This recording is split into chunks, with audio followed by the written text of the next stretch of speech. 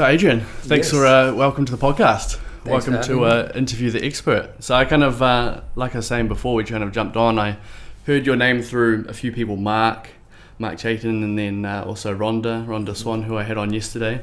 And both of them said, look, you have to get this guy on, Adrian Reid. He's the one that runs and owns Mexicola and Tropicola and Damaria. And for those that are kind of listening or watching that aren't living in Bali, you know, these restaurants that Adrian runs and owns are, at least in my perception, very successful and key points of Bali, at least when it comes to like nightlife and nice restaurants. So we'll dive into that in a second. So, but thanks for being on the show. Thank you. So just come forward a little bit, mate. I was told apparently this is a good distance from the mic. Okay, great. So again, as I was saying before we jumped on, I was like, great. As far as trying to serve my audience, it's like I love sharing stories of entrepreneurs that have gone through, I don't really like using the word successes, but achieved something, they've lost something, achieved, and it's kind of that story, because even though we get inspired by listening to people's achievements in life, a lot of times we can't relate to it if we're still on our journey, right? So where did it all start with you? So I'm not talking about so much out of the womb, but you're an Aussie lad, I believe. Yeah. So because you obviously went into the restaurant scene. So from kind of high school, what was your path that kind of even led you into this, what you're doing today? Look, I don't want to go back to the womb, but let's maybe take it back a little bit before high school. Sure. You know, obviously grew up in Sydney in a place called Bexley. Incredible family. Was working class family though, with a mother working 5 jobs and, you know, dad doing his thing out at the airport, putting bags on the plane. Okay. And I think from there, it gave me an inherent understanding of language and behaviour. You know, the old money doesn't grow on trees, and you know, I had a lot of those things coming up around me. Yeah. And I can imagine working 5 jobs now with a couple of kids, you'd be saying those sort of terminology. So it, you know, looking back, I can go, what else could she say? You know, as a mother or as a father. But it gave me a real good insight into selling stories to myself and making sure my language is always having one conversation around what I wanted. Which is another topic we'll drop into later. What was that influence though? Or was it just innate to be able to? It's just something inside of me saying what I was hearing did not make sense. I was, you know, Mum used to say money doesn't grow on trees, and I'm going, you're definitely planting the wrong trees. Yeah. You know, but you know, I'm using that as an analogy because lots of people have heard it. There was lots of language throughout my childhood which, let's call it, would be limiting. Yeah. And so there was something inside me that kept triggering me going, this just doesn't make sense. So you know, growing up rebellious, I went to 4 high schools. You know, I was thrown out of most and had this real rebellious attitude to me. And looking back, it was miles away from being rebellious. It was just going, no, this is just what I want to do. And that other side for me didn't fit, you know. Yeah. Which we'll drop into in a minute about flow, because it really, you know, talking about business, which we're going to go into, long and short of it, grew up there, left school in year 9. Oh, yeah. I played rugby league for Eastern Suburbs and St George. I was youngest played, Never played AFL? No, rugby league. Rugby league. So I was fortunate enough to have getting paid good money playing rugby league at a very young age, but at the age of 19, I had a big concussion and they found a cyst on my brain, which I was too much of a liability to be able to be playing for anyone. So they paid me out for a 3-year contract, and that's where the evolution of myself really took place. You know, everything I knew was out the window, and I was like, right. And so I went to Europe and I lived out of a bus for 6 years, believe it or not. A bus? How'd you get yourself into a bus in the first place? Mate, I had some money from the football, contract. So when I got there, I was like, well, I'm certainly not hanging out in London. That's not my thing. You know, I'm going, there's got to be more to it than this. And had some mates there that were all carpenters and whatever. I bought this bus and I went, hey, fit it out, had beds, cookers, TVs, it had everything. And off it went for 6 years, which was an amazing experience. But it was the insights of really understanding what I was thinking about was what I was creating, but on a very deep level of a connection that, you know, you've got The Secret, you've got SDX, you've got a lot of people talking about it. But it was really tapping into that wouldn't allow me to have systems and processes and times and days, and I really haven't had them for years now. And it's a really interesting thing to understand about business, which we can go into if you like. Well, it's interesting that you even bring that up, because I already know where this conversation is going to go. Even just having a brief talk to you yesterday and around your spiritual connection, then I was like, hey, well, I've just done a video series around the Hermetic principles and metaphysics and all this stuff. So that'll be interesting where that goes. So you hopped in this bus. You're traveling around Europe in this bus. What, from like 20 to 26 or something? Is it? Yeah. And I manifested some really cool shit because I ran out of money pretty quickly, as you do. I was having a time in my life. Yeah. Look, I also was addicted to lots of substances growing up. I think it was a bit of maybe something just to what would you call, suppress some feelings that I probably didn't want to feel. So money didn't last long when you're out having a really good time. Yeah, for sure. But I fell into some work where I was demonstrating products for the companies at large exhibitions. But I'd literally get flown in anywhere in Europe. It was all commission based. They'd give me a tool and off I'd go, and I'd be at like the Ideal Home Show, car shows, but it was full Demtel. Yeah. But it was it was a really interesting thing, and it paid me massive amounts of money at that young age, because I was obviously had the knack of doing it really well. Just connecting with people, that's all it was, and being able to create stories to bring emotion out of people and bring them closer. And so that was that for a long period of time. Yeah. Are you naturally extrovert? Yes. Yeah. I think, as a child, I was saying ADHD. I was on Ritalin. I was on Catarrh. I was on whatever. But we're about to have the conversation because you've already mentioned it. A few years ago, I went into a pretty big hole of looking at oneself, and what it taught me was that it was actually none of that. It was crying out for attention. It was crying out for a lot of other things, which was the reflection of me being labelled with this crazy thing, and I'm going, no mate, mum's working 5 jobs, I'm not seeing her, dad's here, I've got a brother that's this angel, and I'm fucking trying to just get more attention, and it made a reflection of me just going, I'm a complete fucking maniac, because I just needed love, and I needed, and it's funny that, because Mexicola, as an example, it's probably one of the most famous restaurants in Bali, it does up to 1,800 people a night, and when I look back at that, the success of that was my ego wanting to be loved. Succeeded. No. This was the building of it, why it was so successful, because I literally hit every table, every person in that venue, mums, dad, kids, uncle, auntie, didn't matter, culture, colour, that wasn't me. I just wanted to be able to connect and have that connection back. Right. And so that touch and feel that every person ever had was like, oh, were you actively working in there, and you're going I worked that thing. That was my foundation of something extraordinary, and giving me lots of insights into expansion and stuff. But it was, looking back, I go, that was just all me wanting and needing, and so it can work to your advantage if you're understanding it, and if not, will be your crux. Like if I'm employing someone now as my front of house, I'm looking. I've got a PVA, which you pick 10 values that represent. I'm looking for people with self-esteem issues. Now, I'm going to help you grow out of it, but at first I know you're going to interact with everyone, so long as there's not too much energy around it where it's making you make bad decisions based on wanting to please other people. But it's really interesting. So fantastic.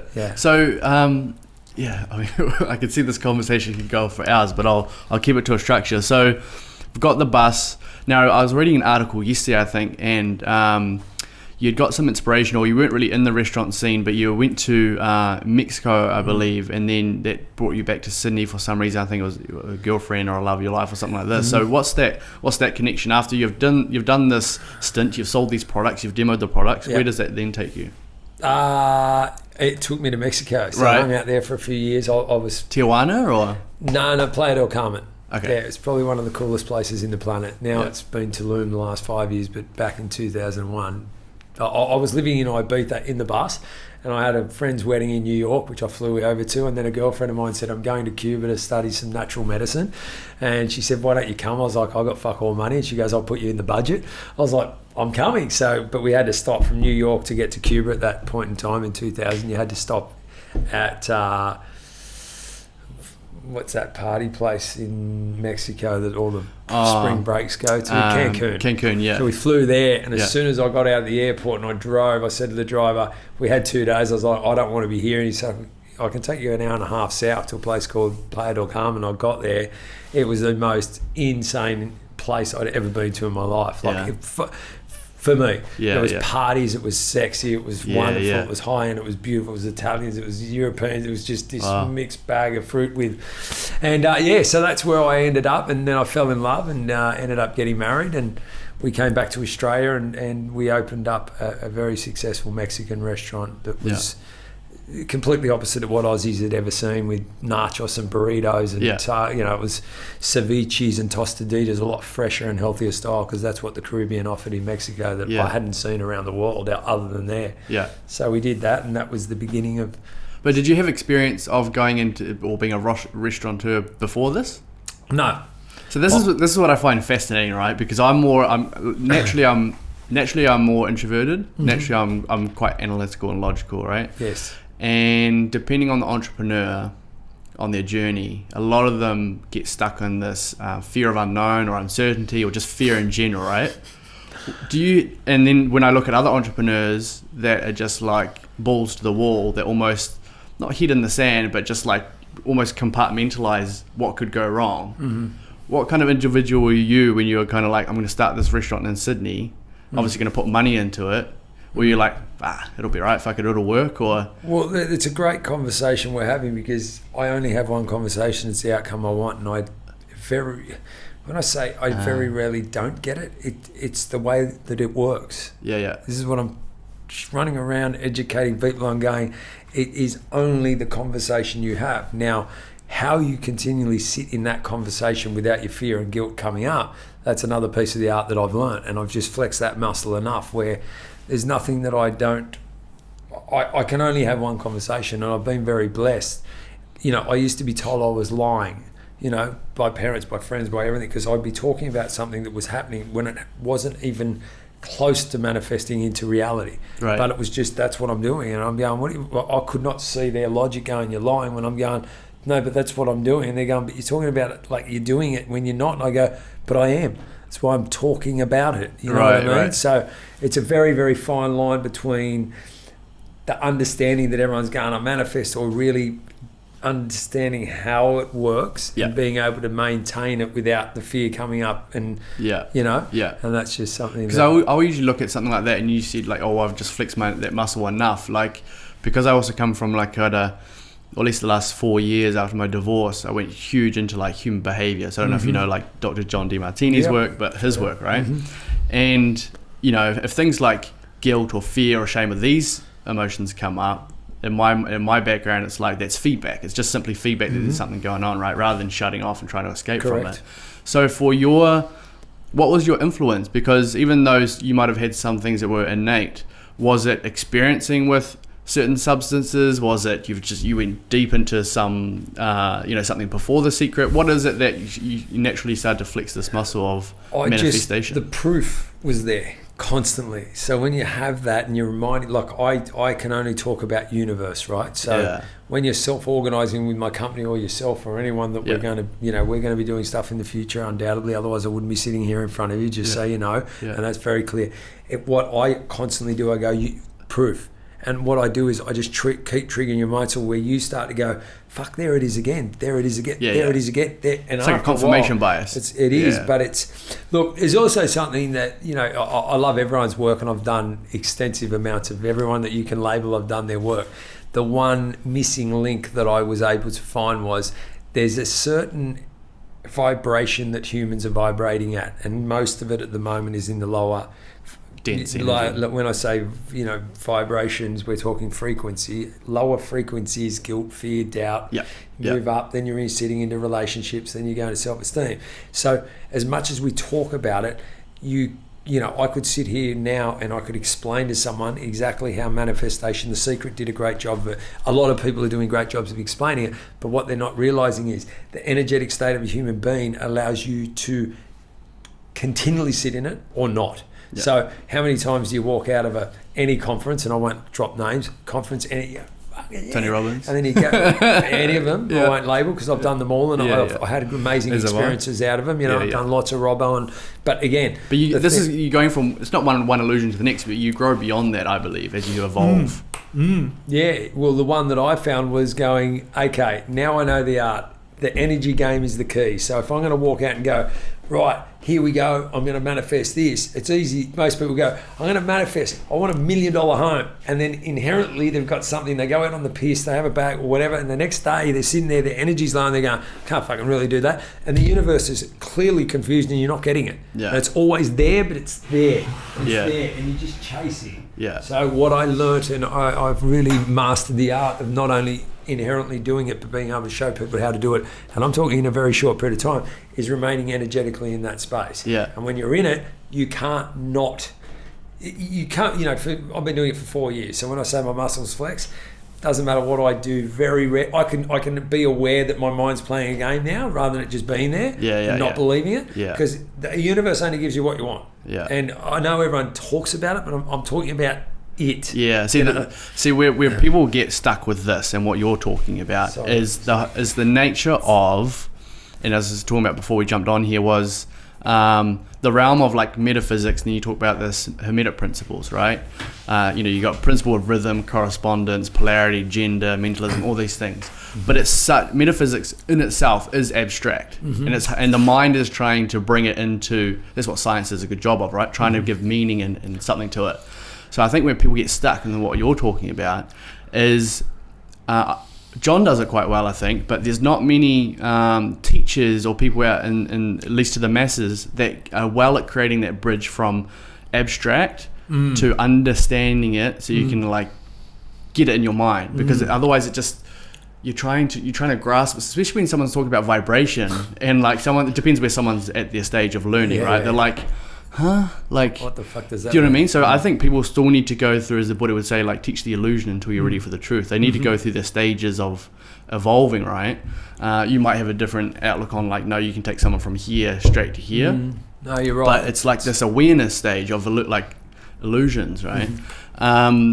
Yes, that was fascinating. So as we kind of so you open up this restaurant in Sydney. That went well. That was a success. And I read another one of your articles that your parents were travellers, but you've been coming to Bali since you were like 7 or something. Yeah, 11. Yeah, so 11. My parents have had a place here since I was 11. So spent, but again, working class. When I say a place, a little room that there was an Indonesian family that were trying to build their 20-room little thing, and Mum and Dad said, "Oh, it's like a timeshare essentially." My place. So, but yeah, we've had that since I was 11, and because Dad put the bags on the plane at Qantas, we got cheap airfares through it, so we used to fly here and spend a couple of months a year, or a month a year, or whatever, a few holidays a year back over here. So. So when you opened this place in Sydney, how old were you at that time? How old was I? Yeah, that's a good question, mate. Wow. Cola's been here for 9 years, 5 years before that, and I'm 41, so 29. Wow, 29. So what made you go, okay, I'm going to leave Sydney, I'm now going to go to Bali, live in Bali, and see what I do there? Our restaurant was up on the central coast of New South Wales, so an hour and a half north of Sydney. And the beautiful thing was we were on an acreage. So 2.5 acres of land up on the sunny central coast in the middle of winter. We just used to shut the venue for 2 months. So, peak winter, there was no one around, there was no tourists. We also didn't really want to be there. It was the luxury we had. So we were spending lots of time here and hanging out in Seminyak and being in Bali for years. I was like, there was mama saying, all these amazing restaurants opening, and I'm going, but fuck, where's the fun? What happened? Like I don't want to be down in Legian or Kuta, but I'm still looking to have a really good time, and that's something that we... my vision of my restaurants in Mexico was, I definitely nailed that one, was to take people out of their own reality, whether it was 5 minutes, 5 hours, or 5 days, and and give them an experience that they forget everything in their life and go, what just happened, and that's amazing, or in the moment. So, and I walked past the place, I was here, and I walked past the place, and somehow within 3 days I'd met the owner through the barman, and then I needed 500 grand and rang someone and said, you know what I do really well? Have you got the dough? And back then Bali was like, what do you mean? We're putting money into Bali? Is it even real? But again, I just it was one conversation, and it's still today. If you ask anyone when I was building that place, I told them exactly what it was going to be. Yeah. And see, you just said a couple of things that I think are really pivotal. It was, I rang someone, look, I needed this 500, and now whether that be an investment or loan, whatever it happens to be, I think a lot of entrepreneurs, whether coaches or not, entrepreneurs in general, they think that they have to do, in my perception, everything off their own dime. Everything. It's just like there's so many other mediums of exchange, or you know, it could be a collaboration, it could be their own money, it could be investors, right? Yeah. If they open their mind up to more what's possible, and like you, just like, this is my vision, I don't care what I have to do to achieve it, it's just going to happen. You either call 1,000 people for investment, or again, you're in this state of not being so attached to the outcome, so you're attracting it to you, you're becoming more magnetic in nature, right? So I think that those are kind of two key pieces that you did. That second bit is more key. Yeah. Just don't be attached. Mate, I'm doing this. Who's got money? I'm going to ring it. Mate, I need the dough. Who wants it? You want to have a look here? You know? And also the ability, you know, you got to find yourself. You know, like if someone came to me that was sitting there boring as batshit with a great idea, I'd probably look at it, but it wouldn't inspire me. Yeah. I'm inspired. You know, you go to a VC, he's going to take all your company, he'll give you a percentage, and you'll be fucking working for someone with deadlines that will just drive you mad, and you'll end up with nothing anyway. So, you know, find it's a cliche, isn't it? Find what you love. Fuck. Reality is, find what you really love, because then when you're asking for someone for some dough, or you're asking for someone for ideas or collaborate, you need to be inspired. Yeah, of course. But that's again another key point. It's like people, even past your vision, people buy into your certainty. Yes. And you can only have certainty when you have this vision that just pulls you. Like, it's just an example of this is like, I used to be this is at high school, and I don't know if it's the best analogy, but like I loved cars. I was obsessed with cars, watched Fast and Furious, all this kind of stuff, and I was just like manifesting these, like, one car at a time into my life. Like, sure, like, you know, Dad helped me out with one, but I had to convince him just over and over and over, right? I was working, that, you know, that happened as well, but I was so passionate and so inspired by these beautiful cars and what I wanted to do. It's just like, that's just what I manifested. But it's like, if people can at least start on their journey of moving past attachment to the outcome, which means it's kind of like, from John's world, it's like the bigger the fear, or the bigger the fantasy, the bigger the nightmare, so to speak, that you'll attract to kind of break the shadow of this fantasy. But one that I was going through, I'm working with my own coach at the moment, and I was like, you know, by the end of the year, I want to earn this income. This is my goal. Yeah. And she's like, great, we have to first start with the attachment to that. She's like, I want you to go away and write 250 benefits of having no money, and not solving the solution to having no money. It's 250 benefits of having no money. So I started to go through this exercise the last few days, and I'm like, get 5 down. I'm like, oh, I'm stuck at 5, which then kind of brings to my consciousness that I'm not aware to the other positive side of having no money, which there's always both sides. Yeah. Right. So that's been a very interesting thing that I'm going through at the moment as well, as one of them. So many little hacks, isn't there? I mean, it's an interesting one. And different backgrounds. But that's the beauty, I guess, of synthesized knowledge. Because you'll take your experience, your personality, your energy, learn from different places, interpret it the way you want, and then put it back out. Yeah, right. So true. So it's like, okay, so you got these restaurants. You had Mexicola. How did Damaria come about in Tropicola? That was just through the roll-on. That was probably my biggest learning curve of my entire life. I expanded very quickly, brought in some external partners, and that's where the fun began. Not really. Yes. But look, saying that, it was my time to learn, you know. And but look, it's a huge success. It's an amazing brand. It's a beautiful restaurant. Some of the best food on the island. And so that was just me on a. Was it ego? I don't know. It must have been. Like, why the fuck do I need 4 restaurants? You know, when I had one doing 1,800 people a night that was making more money than you can imagine. Like, what is that desire? Yeah. And that was where the work began. Maybe it was growth. Maybe. Growth. Yeah. Progress. Yeah. But look, before all that was the magic moment. So I bumped into a guy in a sauna who mentioned to me he knew how to run a company through energy. And that was probably the most pivotal shift in my entire life. And I walked out of the sauna. Wait, well, what age was this? Or where was this? This was 4 years ago. Okay. 5 years ago now. Yeah. And very interesting. I walked out thinking that was a bit strange, you know, but look at me, I'm pretty much fired up on energy, and I really understand energy in a way. So it intrigued me. But funny enough, I had a call 2 weeks later. A friend of mine saying there's someone in Bali you need to meet. Gave me the dude's number, rang the dude, said, hey mate, come down, I'm owner of Mexicola, blah, blah, blah, come and say hi. Same bloke arrived. I was like, now we're talking. Let's go. Yeah, synchronicity. And the deepest experience of my life.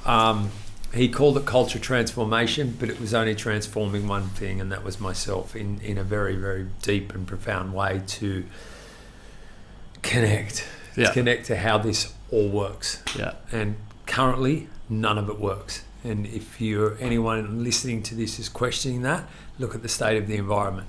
Yeah. Socioeconomics of this world is completely fucking destroying this planet. And when you have a look at yourself and you go far enough in, you soon tap into we are nature. Are we looking after the planet like every other plant and species on the world? Far from it. Yeah, are we doing the opposite? Yes, completely. Yeah. And what it taught me and my understanding, and then understanding how self-organisation works, which people call manifestation. There's not many people around the world that I've met and had conversations, and I've flown around for 4 years being in front of a lot of people. Yeah. The depth of that understanding isn't there. Yeah. Or it's at an intellectual level. It's not like gnosis. Intellectual. Gnosis is like intellectual plus experience equals knowing. So it's like, have they really experienced it? Thank you for sharing that. It's all fucking with the mind, and the mind has no way of understanding really what it is. Yeah, it's funny. I was talking to this coach the other day, and we're talking about having senses, the 6 senses, and then she goes, no, we've got 102 senses. I said, what? Since when? I don't know this. What do you mean we've got 102 senses, right? And again, it's like the more. I think, again, it depends where someone's learning at. Like someone that's new to this, like these 2 airy fairy guys, I don't even know what they're on or planning on, and then you got someone else at another level is like, I can start grasping this. But when you can start taking a conversation like we're having and then go, let me go and expand on that more to learn it and then keep rising in this knowledge and then experiencing it, that's when I think you get transformation, especially when you can escape this whole attachment thing. That's been big for me personally, because it's like you can still have your goals and visions, but you're not attached to the feeling of the outcome. Therefore, you can just go and do it out of being inspired and having a purpose to serve, because the byproduct's going to be everything that you want anyway, and more. Yeah. So why do you think you're attached? Yeah. Me personally. What do you think that is?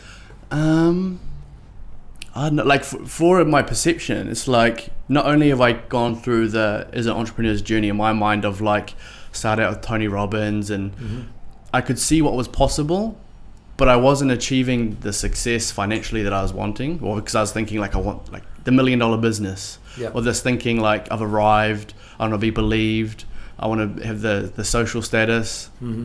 Whereas if I can strip all that back now and still go on my journey, I'm no longer trying to arrive at a feeling, right? Because let's just say I want the social status and the feeling is to be accepted. Well, that's heavily subjective. So I could get there and someone might accept me, but someone's not, because you're always going to get a pair of opposites, right? And again, sorry, just to jump in there, if it's only you. Yeah. Exactly. If you don't accept yourself, mate, and you're looking from it, whether you got 1 or you got 500, you got none. Yeah, exactly. Exactly. So there's an art between that one, which off here we're going to connect. Yeah. So like I'm going. So some of it's intellectual, some of it's known.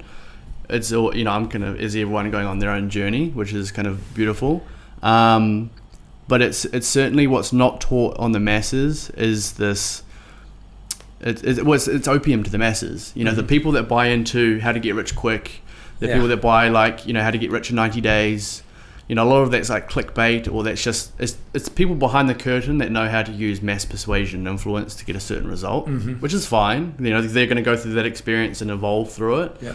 But again, depending on where people are listening to this, if they can get to that stage where like to dive more into human behavior and dive more into the spiritual realm. When I say spiritual realm, I don't know. I haven't really gone deep into the ends of like meditation or transcendental meditation or that kind of thing. As he's laughing, it's funny. Sorry to bring this awareness, because you're obviously aware of it.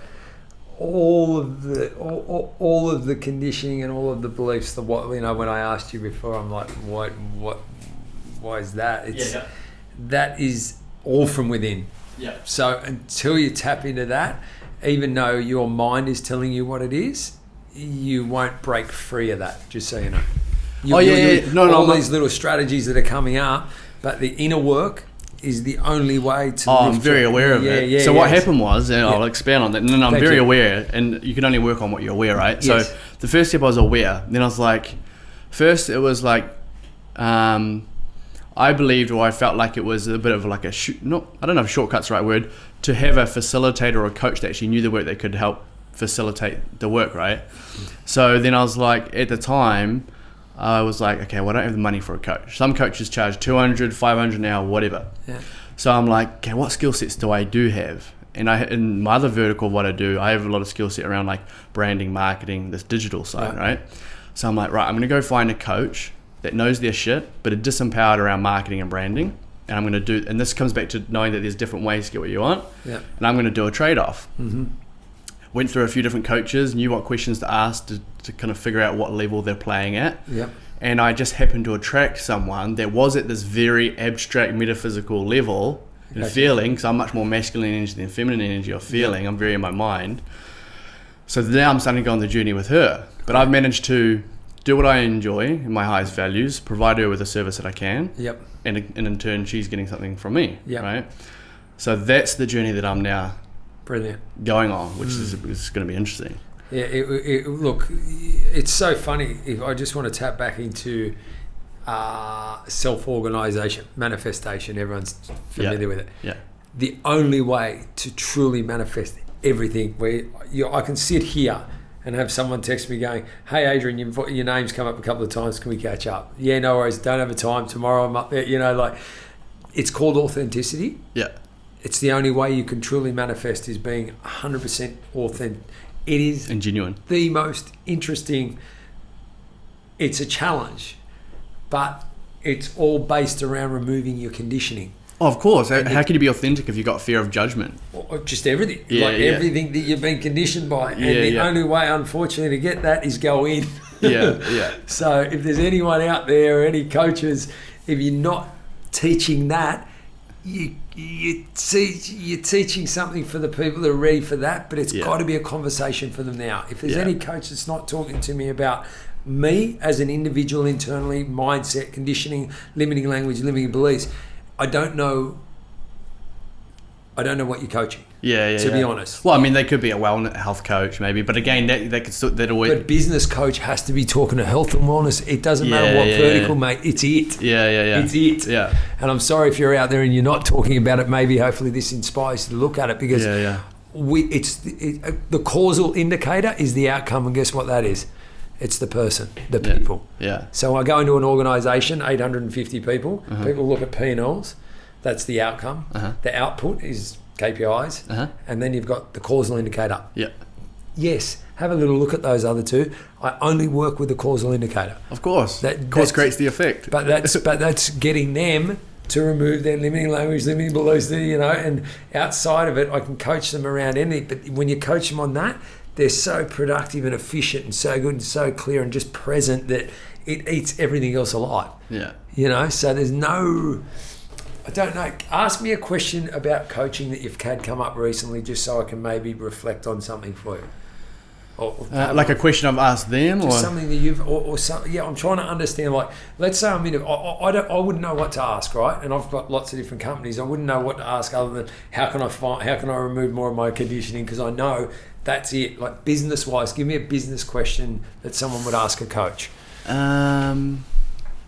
Well, again, so I'm helping this other coach with building her business, and her business is helping speakers, coaches, and consultants overcome limiting beliefs, which in itself is that is the condition. If you can strip away limiting beliefs, which are conditions, you can now create a new cause, create a new effect to then achieve the outcomes that you say you want. Yes, yeah. Right. But to reflect on that. That's a causal, right? So we're playing on it.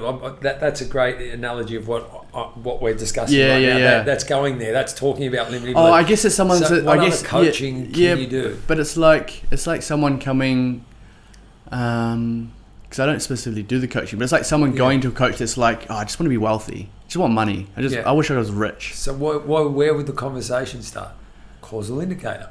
Yeah. I could talk about anything else, but it doesn't matter what they used to say. Do you mean the 5 whys? Like, you want $1 million. Why do you want $1 million? And then they're like, because I want to be accepted. Why do you want to be accepted? Yeah, however you want to dig into that. But it's, again, just taking it down to the causal indicator. So raise their energy, clear their limiting beliefs, limiting language out. Fastest way of doing it that doesn't take you 10 years, 5 years, 4 years. It's like, give me a month with you. Let me take you in. Let get fast. Mate, I fast. My first one was 32-day fast, no food. I then dropped in and watched my limiting language, limiting beliefs. I started to remove those, put into the, so there's certain techniques. A 32-day fast. Yeah, that was my first one. You crazy. One. Well, you must have had it, but the only, in my opinion, yes, the only way you can do a 32-day fast is because you are drawn to the outcome of what you believe that might get you or do or achieve or something. Otherwise, you wouldn't do it. Correct. So what was that? That was dropping into self-organisation. When I could understand that I could become a tree and really understand how this whole system that we're living in works and knew it wasn't correct, I was like, how do I get it? I was told how to do it, and I went for the drive of a lifetime, and it showed me and connected me to a space. Was that here in Bali? That was here. 4 years ago? Yeah, that was my first. So 32 days. Okay, and then what was the hardest thing about that initially? Thinking that I wasn't eating food, like, get the fuck out of here. I'm a restaurateur. I was on coke. I was like, it also cleaned my behaviour up. Everyone was telling me to get clean for years. Probably shouldn't say that because we're in his country, right. But I was party boy, mate. I was going seriously hard. 7 nights a week, I was on everything that anyone would put in front of me. Yeah. And everyone said to me, you got to get healthy, you got to look after yourself, Ada. And nothing could convince me other than when I went, energy.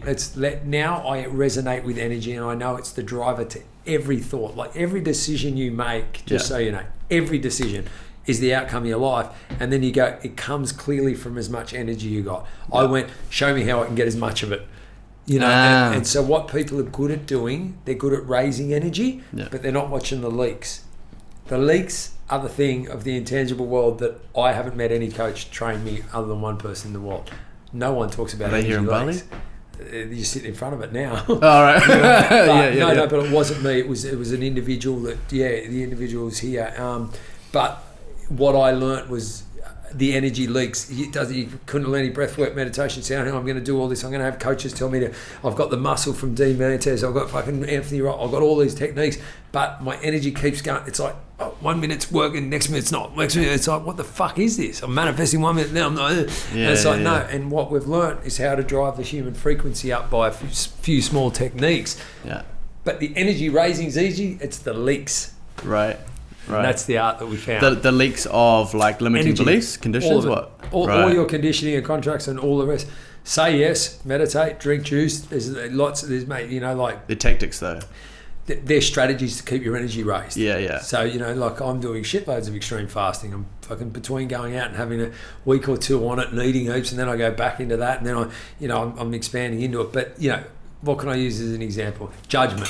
Number one energy leak in the world is judgment. Number one. Right. So every time you walk out and go, I'm not sure about that. Oh, what about him? How do you say that? Or so subtle, but that is the number one energy leak. How do you quantify that? Yeah, because just by feeling? Just by feeling, mate. When you start playing with energy in the field, you go, I'm going to remove that. I'm going to also be, I'm going to say yes to everything. Everyone says no. No. Oh, can you come here? No. Can you? No. I say yes to everything. Everything. And I should ask you for a loan then. Yes. Unfortunately, yes is my answer, and unfortunately, I don't have it at the moment. But with yes, well, that's a good way to frame takes the it. frequency out. Yeah. Take what it does. No one creates resistance. So I say yes to everything. But you can still reframe it. Yeah. Reframe it. But mate, no worries. I'd love to do that. Unfortunately, I can't at the moment. And you go, oh, good. Instead of me going, nah, you go, but kids. I got 2 kids. Same thing. Yes. Walking off a cliff with a 20-month-old baby. Yes. Yes, you can do it. However, there's going to be some consequences. Yeah. See, again, someone's like, when I talk to just entrepreneurs in general, people in general, and they're like, what do you think about this 5G stuff? Or what do you think about Corona? Or just or conspiracies or whatever, or just learning about meditation for the first time. I said, no, I always usually say, yep, great, no problem. But what are you going to then do with that information? For a long time, I was learning and I was importing so much into my brain, but I either wasn't taking action or I wasn't doing anything with, right? Sure, my awareness was growing. Yep. So then I was like, then I started having conversations with people. I've got a good friend of mine, actually. He's also a coach, but he's gone down the rabbit hole of conspiracy around Corona, right? Yeah. And I said, there's no problem. I neither believe it or don't believe it. It's more like, what are you going to do with it, kind of thing? He's like, well, I'm taking action on it because he's in New Zealand. He's going to see what rights he has around Corona and da-da-da. I said, okay, great. Well, you're taking action. Because he's trying to say, you should read about this. And I'm like... Energy leak. Yeah, and I'm like, I can read it, but like, I'm not going to action it. So I don't want to consume it, right? So again, a lot of people were kind of listening to this. You're going to have some people being like, you guys are crazy. Some people be like, oh, this is curious. I'm interested in this. It's more those people that are curious to then take it, absorb it and go, cool, how can I expand on this now? Okay, well, let me reach out to Benji. Let me reach out to Adrian. You know, and say like, where did you get these sources from? Where can I expand on this more? Yep. Because this, and from what I've known, is if there was any kind of secret, certainly inward is I 100% agree because I'm already on that journey. But you're already, not only are you started that journey. In that journey, on that journey, you've seen the manifestation of doing that itself. Yeah. Yeah, and that comes through your energy anyway. It's energy. So that's fantastic. It's all energy, my friend. My team hate me, everyone hates me. I'm going, mate, if something's not working, raise your energy. Yeah. No, the thing is they hate about that is because they're like, again, because it's depending on where they're playing it, you go raise your energy, and they're like, what, go for a run? Yeah. Like, or change your state. They're like, yeah, but what does that even mean? So they're trying to attach meaning. This is what a whole like landmark forums do, right? Like we're just walking around like meaning making machines, trying to attach meaning to everything, which again is a masculine energy. It's mind. Yeah. Masculine, feminine. Which is sure that feminine is like feminine is like in feel, in presence. Masculine is like again, if you come back to the universal principles, there is no one, meaning if, the principle of polarity, you can't just be one-sided. You've always got both. Yep. If you got the law of rhythm in correspond, everything's got both sides. So if you're looking at law of gender, you've got feminine and masculine. You're not always going to be just present feminine energy, because then there might be plans and things and strategies you put in place to get outcomes, right? Which is more masculine energy. So where was I going with that? I was going with that, and okay, so you got these restaurants. Yes. Right. What's the you've got something coming up, but what's the what is your, if you're looking 5 years ahead from now? Fuck, don't do that to me, mate. Oh, okay. You're going to stay present. I am very present. Anyway, I can share with you. Like where are you playing at now then? What are you planning? Okay. So I'm planning in the present. And in the present, what the universe has clearly spoken to me, because when you're in the present, you get very big downloads. Yeah, I hear that. And it was interesting when you were just telling me about like all these theories that are coming in. I've removed conspiracy now because I go, there's just another theory. I'm about to share a theory, right? But it was so clear to me that I was going, Mother Nature, I've been around the world for the last 4 years. We've developed a product, you can have a look at it, called Earth Ledger, which is a total new economy for the world. Way too big for most people's brains, but we're in front of biggest world leaders, United Nations twice. We've been around. And so I sat back and no one was ready, because the old method was, the old economy is so strong, and the bureaucracy and all the rest of it, no one could really see it. As soon as this hit, I went Mother Nature. 101, there is no one that intelligent to stop the entire world. Not like it did. It's physically impossible for fucking any human being to go, I'm stopping the entire world. Pollution cleared up. This is what I'm saying. So you have a look at Mother Nature going, hold on, pollution, like the whole planet started to resolve itself, right? Like faster than you could ever imagine. Like, you didn't do it, I'll do it myself. And then, some other people still question that. These are leaders ringing out going, Adrian, hey, we want to talk about what you've been talking about the last 4 years. I'm going, well, tell me more. And I'm going, well, Mother Nature, the results are there.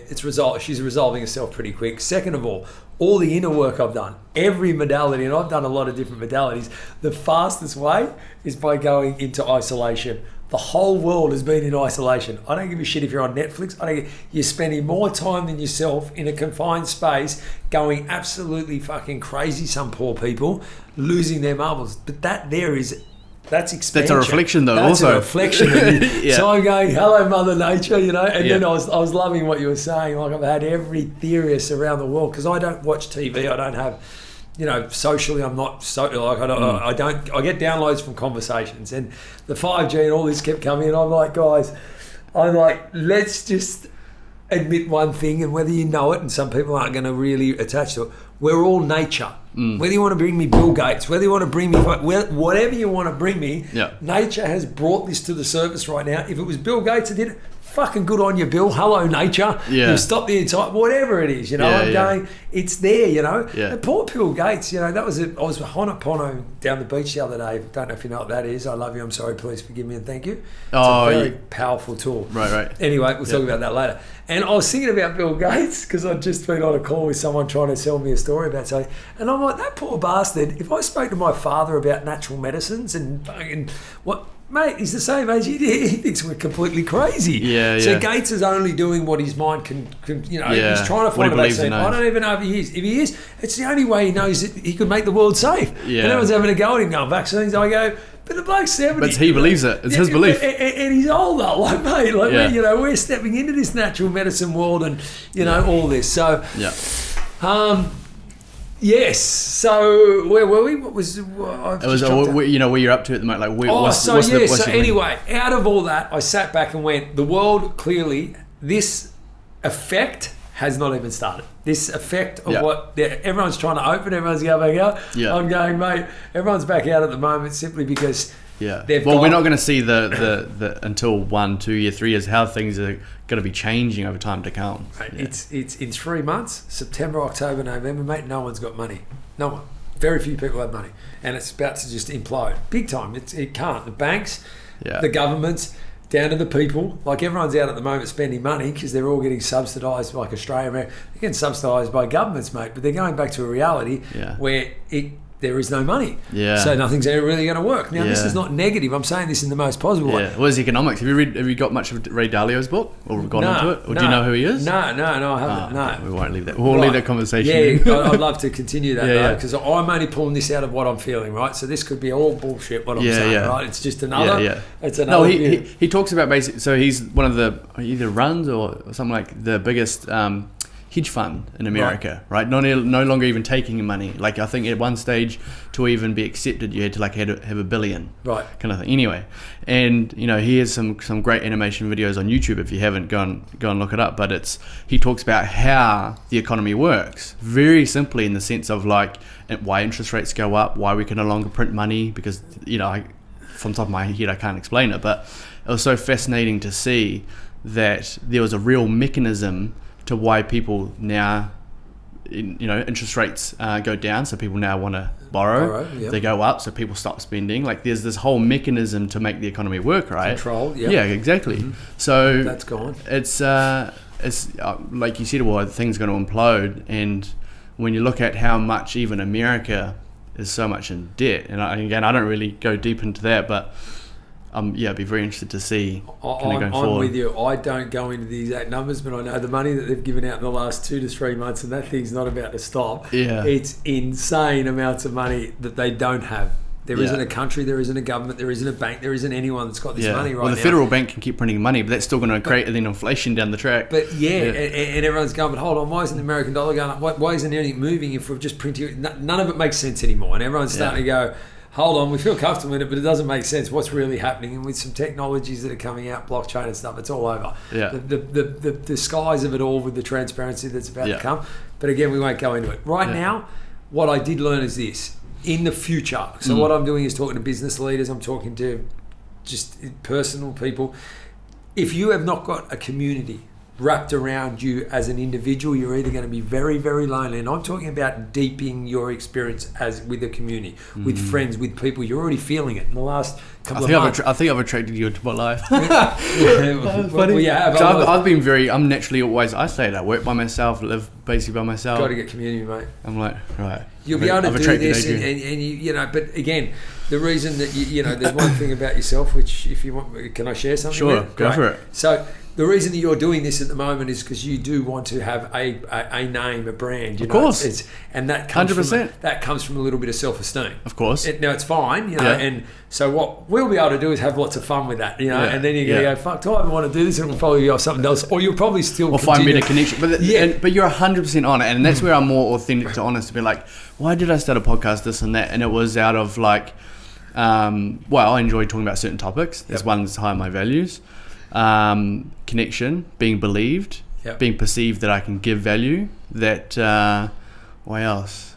Build some kind of brand, maybe perceived status, connections, networking, right? You'll name 100 of them, but your language, what you said before, I work with language, and you said something before, which was a terminology out of the one thing where you went, when you were talking about what you want to get and why you want to get the money, it was one bit of the language that you used where I went, that's self-esteem. What? No, about... right. I can't remember the term. Believed? No, it was more about a personality. Did you use that? There was a word brand, before. Maybe? No, it wasn't brand. Might have been personality. It may have been personality. And I want to be a personality. Right. Or, it was like something I want to like be famous. Yeah, that's all I felt out of it. Status or something. Status, whatever. I was like, oh shit, that's just, you don't want that.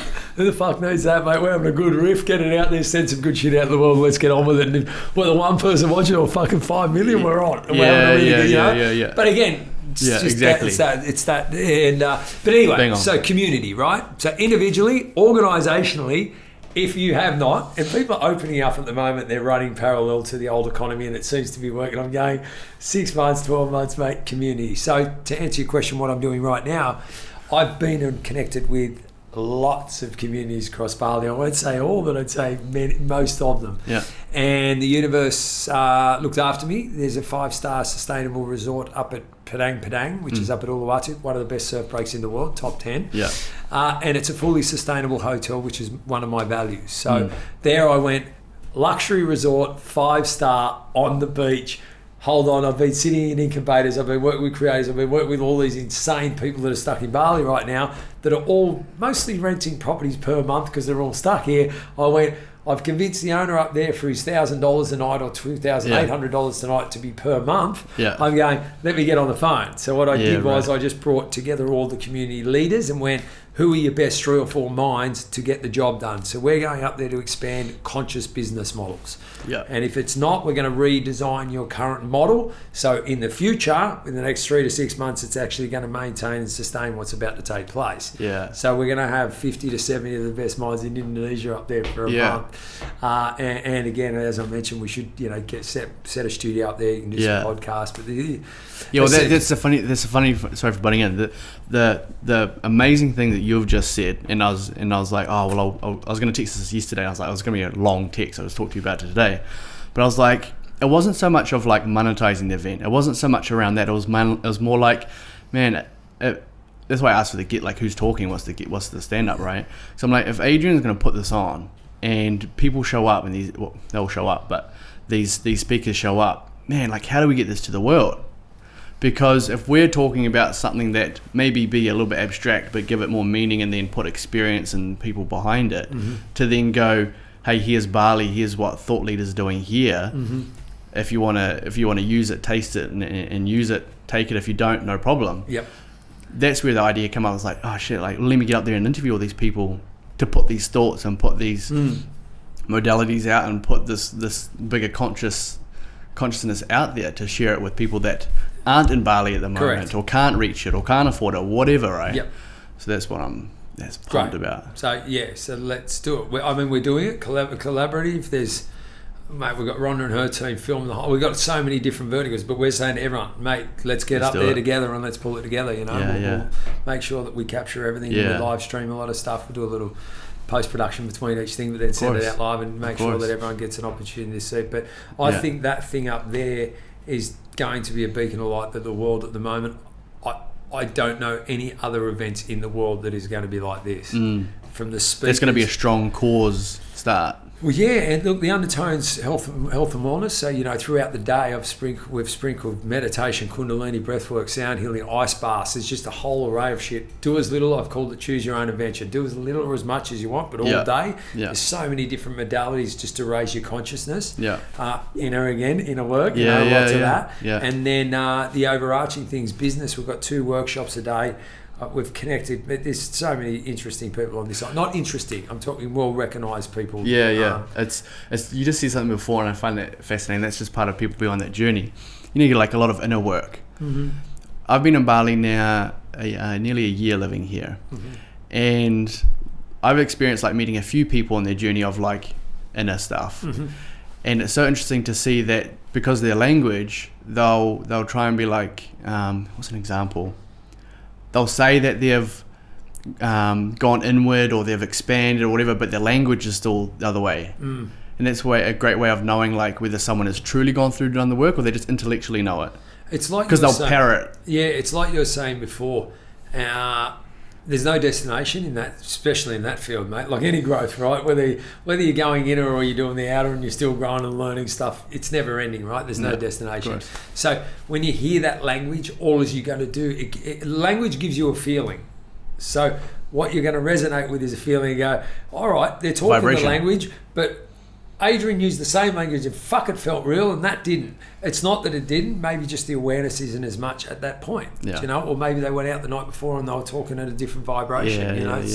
It's as simple as that. So I don't think people are talking and not doing it. There's a lot of people talking about sustainability and talking about things that they know is the future that they're not connected to. You know, there's a great brand over here who, without mentioning it, you know, they've position themselves as sustainability being their thing, and they're an extraordinary organisation. But when I walk through it, I'm just like, there's something missing in a feeling. Yeah. And so I rang the owner and I hit him between the eyes. I go, mate, where are you? He's like, why? I said, I've just been there and it's unbelievable. It's built over a couple of hectares. And I'm like, but is this a business model or is this you? He goes, what do you mean? I go, it's a business model for the future. He goes, well, I've got large investors and good people giving me direction. I go, so it was exactly what I felt. It was most inspiring for the world to see how he's built this thing in such an extraordinary, size, which was, so it was still amazing because it's still inspiring the shit out of me. That was the first thing I said. Fuck, I've walked around this and going, mate, this is so inspiring. But there's a feeling missing, you know? So that's also where sometimes, again, it goes back to energy. It's a feeling, right? You feel it or you go, there's just something missing in that. That's why I think people they know it at the level of they meet someone like, oh man, they've got good vibes or bad vibes. But again, it's that feeling, it's that vibration. Feeling. Right? Yeah. It's like love. It's like trust. Yeah. You know, I go to someone, what does love mean to you? And they tell me, and I go, what's it mean to you? It's same as trust. Like if you ask anyone these words, they're only a feeling. Yeah. If you boil it back, it's a feeling. Like if you're going to trust me, you're only feeling. It doesn't matter how you frame what it means. Do I feel like I trust them? That's it. No, the only way I'm going to trust someone is because you feel it. Of course. Don't really. There's something, even though they're talking to me really beautifully, it feels. It's just which comes back to authenticity. Yes, but again, the thing that I keep harping on, it's energy because it's a feeling. Nothing in this world has anything else to it. And again, we're going to hang out, and on this, I can't show you and share with you and take you deep, but it's profound what we tripped over. It's fucking profound. That's why it's like anyone that's listening to this that haven't put us in the airy free box yet, go and explore things around going inward around whether it be spirituality. I mean, what's some resources like that you would recommend? Like either go read this or experience this. I know that's still kind of intellectual. But where can they start their journey that also help you on your journey if they don't have that one individual that you sit down, shut your eyes, and just think of your breath. Whether it's 1 minute, just focus on your. And after 2 or 3 breaths, because I'm busy, my mind runs. It's not meant to stop. But meditation is a good way just to make you sit into something and remove the word. Just go, I'm just going to sit there and breathe, and it sounds fucking kooky and it sounds weird. But it's interesting that you say meditation because for the ones that go, oh yeah, but I just can't do it. Or the ones that go, oh, but I get fucking bored or anything like that. That is the perfect reason to then try and, I wouldn't say force is the right word, but like to sit in it. Start with 2 minutes today, try tomorrow, do 2 minutes again, then go up to 3, then go up to 4. And it is just this breathing. You can play with different things, but it's the practice of, if anything, not even to stop the thoughts. It's the practice of, can you sit still and just and practice your breathing for a minute? Correct. Because we're in this constant stimulation in this world of social media. I'm feeling tired, I'm going to have a coffee. I'm up, so I need to go for a walk because I'm too hyped up. We're constantly in this, I need to fix this feeling rather than just being present. Correct. There's nothing to fix. Number one, it's just a level of awareness that you get. So you're not really stop. The other thing is this, talking about attraction. If you're trying to let go of something or try to fix it, you can't. It's not. So just go, I've heard of these modalities like Wim Hof. Prime example. If that would probably be the biggest. Jump on Wim Hof, stick his application, it's free, stick it in your ear, it measures everything, and you listen and you breathe. Simple as that. Yeah. But the other one for me is like I've done meditation courses, I've done everything. I go, is it necessarily? For me, it's definitely not. I go, close your eyes and breathe and let your run. As soon as your mind's running and you go, fuck, I'm thinking about something else. I'm thinking about work again. I'm thinking about my wife. I'm thinking about my kids. You just go, and lower yourself and go back to the breath. Yeah, and then you'll drop out again and you'll go, drop back into the breath. And have fun with it. That's the practice of it though, right? It's fun. It's not you, mate. It's not a limit for myself today after doing loads of it. I don't know if it is possible to fully stop your mind in this current world if you're out living in, I sit up in mountains, I do 10-day water fast a lot, and I go and sit there in silence by myself. And, on the back end of that, I'll probably drop out because, I'm up there purely not to do anything. But when you're in a real world, mate, you've got a wife, you've got kids, you've got business, I go, really, stop it. Jeez, if anyone finds that one, just send me, please pass Benny and tell me how, But don't try. It's meant to be running. It's meant to be everything. But even that, there's no good, there's no bad. But exactly, you just see there's no good, there's no bad. When people are trying to stop thoughts thinking, I need to escape that because now I'm meditating, so I shouldn't think, is in itself trying to make one good, one bad. Yeah, let go of all that. Just for I love it. It's so man, we could talk for hours, brother, but I'll let you go. You got things to do. Thank you. So for the people listening on the show, there is going to be some exciting things coming up with interviewing a lot of these thought leaders that are going to be at this event. So we're going to got some exciting things coming for you. But otherwise, thanks for coming on the show today. I really appreciate your time, and I'm really looking forward to kind of going forward and what kind of we might be able to create going forward, or even just a friendship going forward, because it's you nailed it on the head when you said why are you even doing this podcast. Everyone needs a community, and I think definitely kind of reaching out and growing myself and getting out more amongst people is certainly a wise thing for me to get into. So thanks for bringing that up. But apart from that, thanks for your time, and we'll see you next time on the show, Interview the Expert.